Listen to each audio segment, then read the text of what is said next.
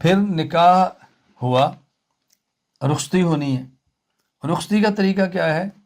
خاندان کے ایک دو معززین، ہاں خواتین ہوں، بچی کو لیں اور اس کے شوہر کے گھر چھوڑ دیں، ٹھیک ہے۔ شوہر آئے وہ خود لے جائے، یہ بھی ٹھیک ہے۔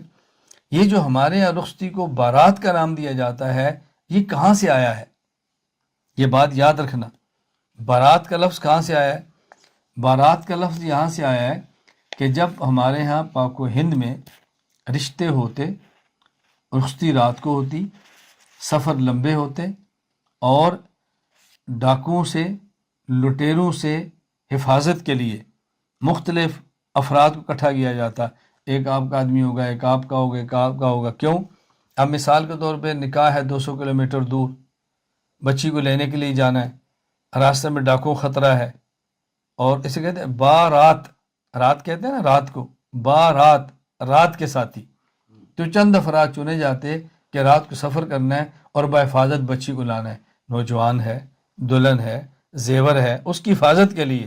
یہ ایک وہاں سے سلسلہ چلا تھا جس کی شریعت میں کوئی حقیقت نہیں ہے، وقتی ضرورت ہوگی اس وقت۔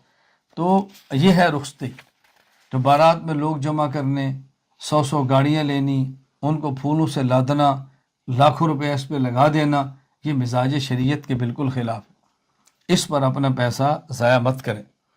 میں نے خود اپنی بیٹی کا نکاح کیا ہے، بیٹی کو رخصت خود کی ہے، بیٹی کو اس کے سسرال خود چھوڑ کر آیا ہوں، کوئی بارات نہیں ہے۔ ان باتوں کو ہمیشہ ذہن نشین فرمائیں کہ رخصتی کا طریقہ یہی ہے۔ نکاح مسجد میں ہو، ایجاب و قبول ہو اور حق مہر طے ہو، اس موقع پر آپ چھوارے تقسیم کریں، تقسیم نہ کریں، پھینک دیں، لوٹائیں، کوئی حرج کی بات نہیں ہے۔ کیوں؟ یہ خوشی کا موقع ہے نا، دیکھنے سے پتہ چلا ہے کہ خوشی ہو رہی ہے۔ نکاح میں ان چیزوں کا خیال رکھنا انتہائی ضروری ہے۔